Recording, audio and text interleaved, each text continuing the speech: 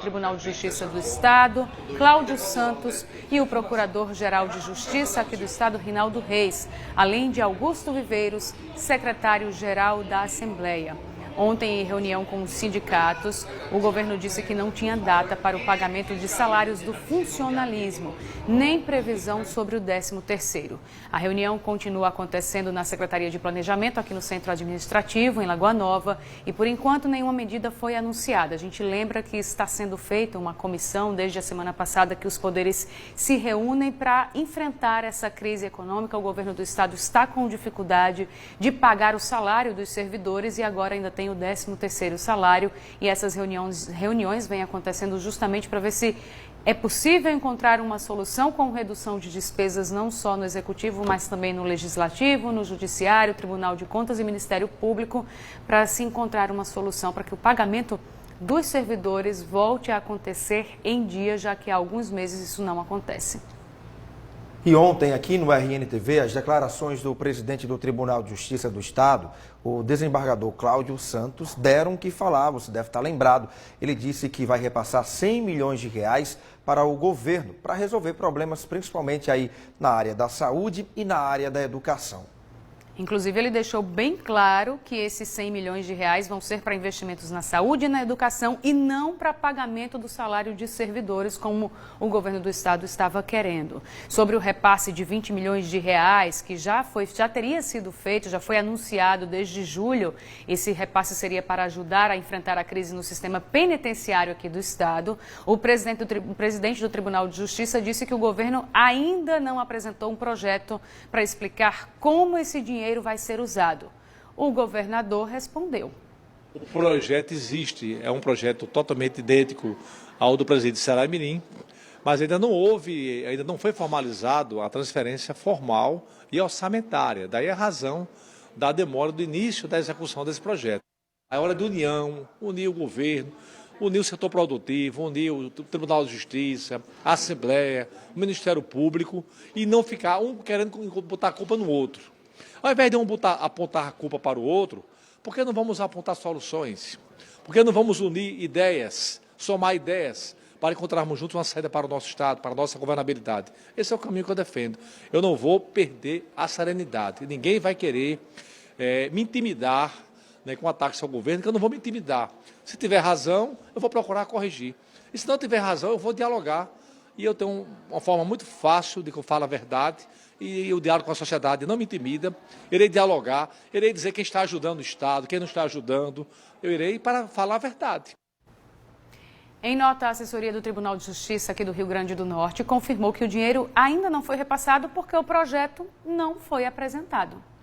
E outro assunto que deu o que falar foi a declaração do presidente do TJ sobre a privatização da UERN, a Universidade Estadual do Rio Grande do Norte, com bolsas de estudo para estudantes carentes. Seria uma medida de redução de despesas. Vamos ouvir o que disse o governador Robson Faria. Há pessoas que interpretam que a UERN são quase, por ano, quase 300 milhões de reais e que é um valor muito alto quando o Estado não tem obrigação constitucional de arcar com o ensino superior. O Estado, pela lei, pela Carta Magna Federal Estadual, ele só tem obrigações com o ensino médio. Então, muita parte da população, os próprios servidores questionam, porque o Estado gasta muito com a UERN, mas eu acho que temos que tentar segurar todos os nossos patrimônios.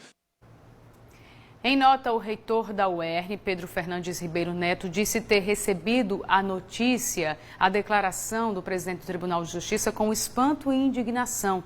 Ele afirmou ainda que a universidade já tomou diversas medidas para adequação de despesas, entre elas a criação de um teto salarial, revisão de contratos, entre outros. O reitor conclui dizendo que a resposta do presidente do Tribunal de Justiça apenas mascara o grave problema de distribuição dos recursos públicos entre os diversos poderes e órgãos do Estado. E a situação também está difícil para a Prefeitura de Natal. Hoje o prefeito Carlos Eduardo foi à Câmara de Vereadores e apresentou propostas para reduzir as despesas do município. Daqui a pouquinho a gente fala mais sobre esse assunto. E olha, quem precisa dos atendimentos da UPA de Nova Esperança em Parnamirim, na Grande Natal, deu de cara hoje com o portão fechado. A unidade está sem receber pacientes depois de um pedido de demissão coletiva dos médicos que atendem por lá. O portão principal da UPA de Nova Esperança em Parnamirim estava fechado. A unidade está sem receber pacientes desde as primeiras horas da manhã de hoje. De acordo com o presidente do CIMED, o motivo é a falta de médicos para atender a população. Geraldo Ferreira explica que ontem 38 médicos pediram demissão coletiva da unidade. Entre os motivos está a falta de um contrato com os profissionais. O presidente do CIMED diz que há 2 anos a categoria busca formalizar um contrato que garanta direitos trabalhistas. Nós temos tido uma luta permanente para regularizar esses contratos e até agora não foram formalizados. Ou seja, os médicos não têm garantias trabalhistas, férias, 13º, coisa alguma. A segurança é um grande agravante também para esse pedido de demissão coletiva? Sim, tanto que ontem mesmo, 2 profissionais, o sindicato já encaminhou, porque eles tiveram ameaças reais, e o sindicato encaminhou dizendo que desde ontem eles já não iriam para a UPA. Ainda de acordo com o presidente do Sindicato dos Médicos do RN, os profissionais estão com os salários de setembro em aberto. 4 médicos dão plantão na UPA de Nova Esperança.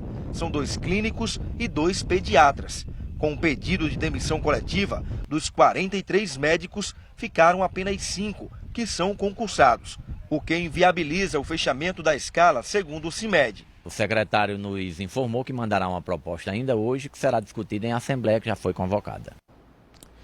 Com relação ao atraso dos salários do mês de setembro, a assessoria de imprensa da Prefeitura de Parnamirim disse por telefone que os salários de setembro já foram pagos. A assessoria informou que quem ganha acima de R$4.000, como é o caso dos médicos da UPA, a data prevista para o pagamento dos salários é a partir do dia 17. Lembrando que isso vale para todo o funcionalismo do município, ou seja, o salário de outubro só vai entrar a partir do dia 17 de novembro. A assessoria disse também que até sexta-feira vai assinar o contrato reivindicado pelos médicos. A Prefeitura deve assinar, portanto, esse contrato. Hoje à noite tem uma assembleia para discutir todo esse impasse e como ficará o atendimento na unidade, como bem disse aí o presidente do CIMED.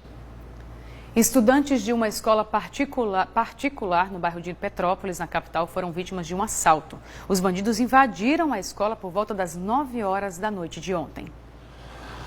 Os suspeitos chegaram num carro à escola e armados invadiram o prédio para roubar os alunos. Esse estudante foi um dos primeiros a ser abordado. Chegaram, 2 meliantes armados, aí botaram na minha cabeça, era um assalto. Aí tomaram meu celular, botaram a arma na minha cabeça e levaram lá, passaram lá atrás, onde estavam os outros. E aí nessa sala pegou dos outros estudantes? Peguei dos outros estudantes. Pelo menos 15 alunos numa das salas de aula tiveram celulares, bolsas e joias roubados. A ação foi muito rápida, durou menos de 10 minutos, segundo as vítimas. Os suspeitos estavam num carro do modelo Palio de cor prata. Além dos 2 que entraram na escola, um terceiro ficou dando apoio no veículo. Após o roubo, esses criminosos fugiram aqui pela rua Jundiaí em direção à Mãe Luísa. Nem as escolas estão escapando, né? E aí o que dirá a gente, né, no meio da rua, como uma situação bem complicada mesmo. Olha, o mês de novembro começou com uma novidade para os motoristas. A partir de hoje, as multas de trânsito, Emily, estão mais caras. Bem mais caras. Só para você ter uma ideia, a multa para quem bebe e dirige ficou R$1.000 mais cara. Agora, quem se arriscar nessa mistura vai pagar R$2.900. Nas ruas tem gente que nem se tocou do reajuste nas multas de trânsito. Recebi pelo WhatsApp um informativo sobre, mas eu achei que era pegadinha, né? Mas sabe muito bem quais são as infrações mais comuns que se vê por aí. Durante 1 hora no trânsito, nossa equipe flagrou várias infrações. É motorista com braço para fora do carro, motociclista estacionando em faixa de pedestre, tem condutor dirigindo com carga viva na carroceria, os cachorros todos soltos, um perigo. E tem mais. Eu acho que é mais celular. Prudência, motorista de carro, seta, motoqueiro, costurando. Velocidade, o pessoal de moto, muita velocidade no meio dos carros. Os carros não tem a rivalidade entre moto e carro. O reajuste começa a valer a partir de hoje, 1º de novembro. É a maior alteração no Código de Trânsito brasileiro desde que foi criado em 97. A infração de natureza leve, ela passou de R$ 53 para R$ 88. A de natureza média passou de R$ 85 para R$ 130. A de natureza grave passou de R$ 127 para R$ 195. E a gravíssima passou de R$ 191 para R$ 293,47. Vamos tomar como exemplo as infrações mais comuns. Usar celular ao volante passará de R$ 85 para R$ 293. A multa deixa de ser média para ser considerada gravíssima. Dirigir sem cinto de segurança vai custar mais ao motorista infrator. Ele vai pagar agora R$ 195. A multa continua sendo grave. Dirigir na faixa exclusiva de ônibus passa de R$ 191 para R$ 293 e estacionar na vaga de idosos e deficientes passa de R$ 127 para R$ 293. A infração deixa de ser grave para ser considerada gravíssima. Com o reajuste, as multas serão mais duras e os valores ainda mais expressivos nos casos previstos no Código de Trânsito Brasileiro, em que o valor é multiplicado por 3, 5 e até 10 vezes. É o caso de dirigir sob efeito de álcool. A infração é considerada gravíssima e o motorista autuado paga o valor multiplicado por 10, ou seja, a multa para quem mistura álcool e direção passará de R$ 1.915 para R$ 2.934. O motorista ele vai agora pensar duas vezes, porque as notificações elas estavam já há vários anos sem esse reajuste e o Conselho de Trânsito resolveu fazer esse reajuste justamente para tentar regulamentar melhor e ordenar melhor o trânsito das nossas cidades. Fica então o recado: dirigir sem prudência, além de ser um perigo no trânsito, vai custar mais caro no bolso do motorista. É isso aí, a gente reforça a informação para você que não resiste à tentação de usar o celular ao volante. A multa mais que triplicou, era R$ 85, agora passou para R$ 293. É um argumento a mais para mudar esse hábito tão comum entre os motoristas. Todo mundo sabe o que diz a lei, mas motorista que usa celular no volante. Eu acho errado. Já usou?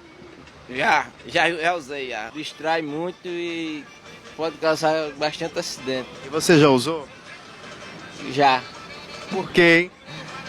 Precisa. Graças a Deus eu tenho minha consciência tranquila. Fica dentro da bolsa. Só quando chega que eu atendo. Quem fiscaliza diz que os flagrantes acontecem por causa de várias situações. Alguns estão atendendo o paciente pelo celular, alguns estão atendendo o cliente, advogados pelo telefone. Alguns estão mandando mensagem para a esposa ou para o marido. Sempre há uma desculpa. Dados da Associação Brasileira de Tráfego mostram que o motorista leva 4 segundos para pegar o telefone e mais 5 segundos para digitar um número. São quase 10 segundos de distração no volante. Falar ao telefone enquanto está dirigindo pode até parecer menos grave do que mandar, por exemplo, uma mensagem para alguém. Só que um é tão perigoso quanto o outro e pode aumentar em até 4 vezes, segundo o Detran, as chances de acontecer um acidente com você ou então com alguém que não tem nada a ver com a sua infração.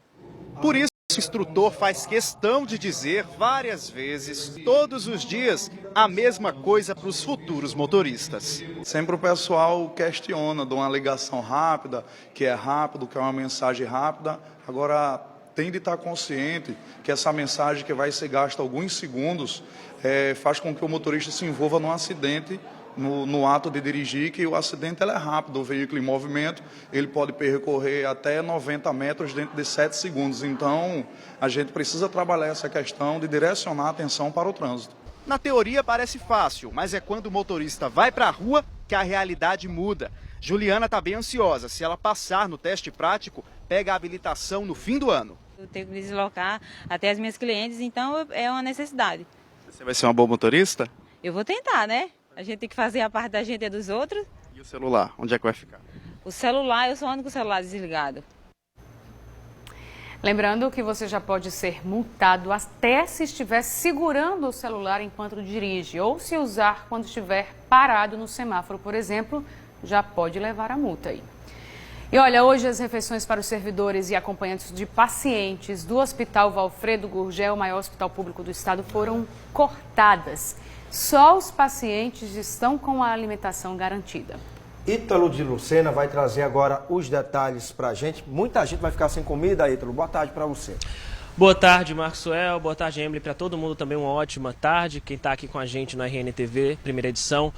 Olha só, muita gente vai ficar assim sem a comida, Maxwell. Esse é o maior hospital público aqui do estado, Valfredo Gurgel. A gente já vem mostrando o sofrimento pelo qual o hospital, os pacientes, os funcionários e os acompanhantes desses pacientes vêm passando ao longo desse ano. São vários e vários casos e hoje esse caso lamentável. Não tem comida para os acompanhantes dos pacientes e também para os servidores do hospital. Ao dia, incluindo 6 refeições que são servidas, são 3.200 refeições, isso diariamente, né? Esse número vai ser reduzido e aproximadamente servirão hoje para os pacientes 1.750 refeições. A nossa produção entrou em contato com a assessoria da Secretaria de Saúde aqui do estado e a única informação que a gente tem é que esse cancelamento das refeições para os acompanhantes e para os servidores é porque o governo do estado não teria arcado com o pagamento de uma empresa terceirizada que faz o serviço que presta esse serviço para fornecer os alimentos para o hospital. Então apenas os pacientes estão podendo se alimentar dentro do Valfredo Gurgel, o maior hospital público aqui do estado, o Hospital Estadual Valfredo Gurgel. Então, mais um caso lamentável, a assessoria da Secretaria de Saúde não prestou mais nenhum esclarecimento, não disse quando isso deve ser normalizado ou por qual motivo, especificando qual o valor da dívida que o governo tem com essa empresa terceirizada. Até o momento são poucas as informações, mas o que a gente sabe é que de 3.200 refeições, apenas 1.750 serão servidas, no caso, hoje, aqui no Valfredo Gurgel, em Natal. Emily, Maxwell, é com vocês. Ou seja, muita gente sendo prejudicada, né, Ítalo? Obrigado aí pelas informações. E olha, a gente volta a falar sobre a reunião do prefeito Carlos Eduardo com os vereadores de Natal. Essa reunião começou por volta das 10h30 da manhã. Ele apresentou propostas para economizar mais ou menos uns 160 milhões de reais no próximo ano. Para isso, a ideia é cortar o que o prefeito chamou de regalias e privilégios. Nós temos algumas isenções na área da construção civil, que não se pratica mais, por exemplo, em Parnamirim, Macaíba, Extremóis, em outras capitais, né? Nós temos também algumas isenções na área de hospitais e clínicas particulares, que não se concebe mais, porque nós precisamos arrecadar para investir na nossa rede pública, no nosso hospital, nas nossas UPAs, nas nossas unidades, né? Então, não se justifica mais a prefeitura financiar o ensino superior, porque essa é uma atribuição constitucional do governo federal.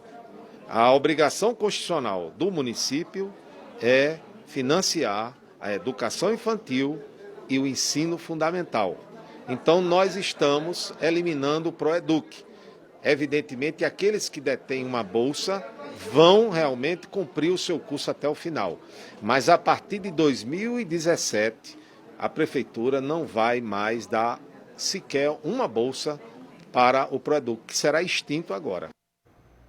Tá aí, o prefeito Carlos Eduardo garantiu também o pagamento do 13º salário dos servidores. O 13º a prefeitura vai realmente pagar, né? Agora, nós não podemos falar com segurança a respeito de pagamento de folha, de colocar em dia o nosso custeio, porque nós temos, como eu já disse aqui, as duas maiores receitas historicamente da prefeitura, que é o ICMS e o FPM, que todos os meses dão verdadeiros sustos na gente. Nós temos previsões de receber um tanto, recebemos 30% desse tanto. Pagar o 13º é uma obrigação, a gente sabe que o prefeito vai pagar, a gente só não sabe ainda como é que vai ser feito esse pagamento, até porque, como você viu aí, a grande dificuldade continua sendo a folha de pagamento mensal dos servidores, e isso inclui aí o 13º que está chegando. E olha a resposta que o prefeito deu durante a reunião com os vereadores.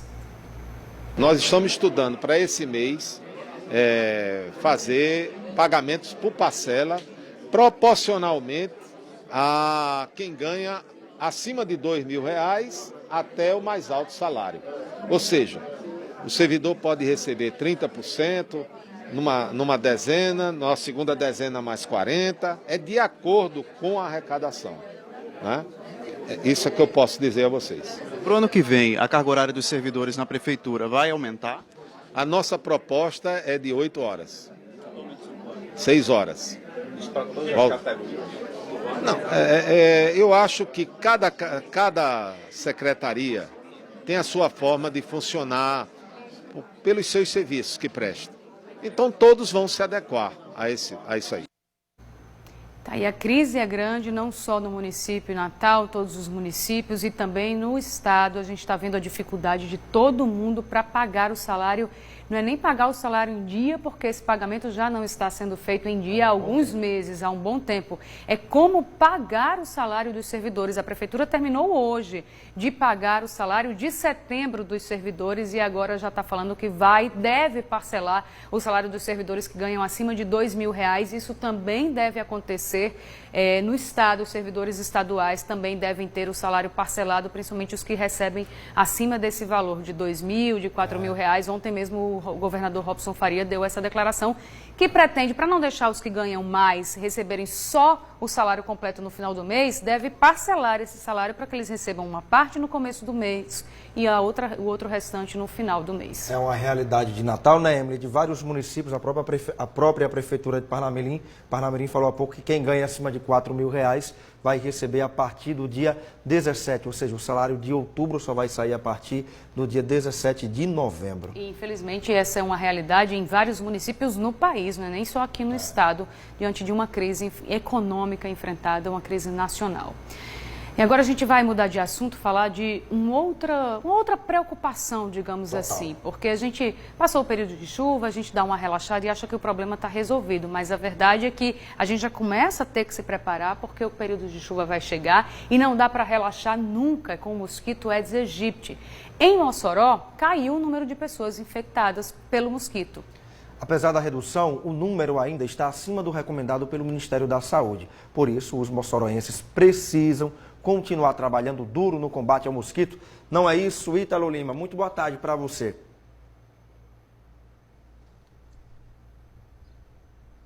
Olá, Maxwell, uma boa tarde para você, uma boa tarde a todos. É isso mesmo, viu? A população precisa continuar atenta. A cidade de Mossoró, ela saiu do alto para o médio índice de infestação. Mas essa situação, esses números ainda são considerados preocupantes pela prefeitura. Eu vou conversar agora com o Sandro Elias, ele é supervisor geral de endemias. Muito boa tarde. Esses números, de alguma maneira, servem de alerta, mas também trazem muita preocupação. É isso mesmo, Sandro? É verdade. Esse índice, devido às ocorrências do primeiro semestre também, das ações desenvolvidas pelo município, né, até o próprio clima está escasso e muito quente, mas a escassez de alguns bairros que não têm água, oferta de água suficiente, fez com que a gente baixasse esse índice. Mas continua alerta, a preocupação continua a mesma, que toda a população ela tem que estar engajada dia a dia, porque o mosquito não tem férias para ele, o período é sempre o ano todo.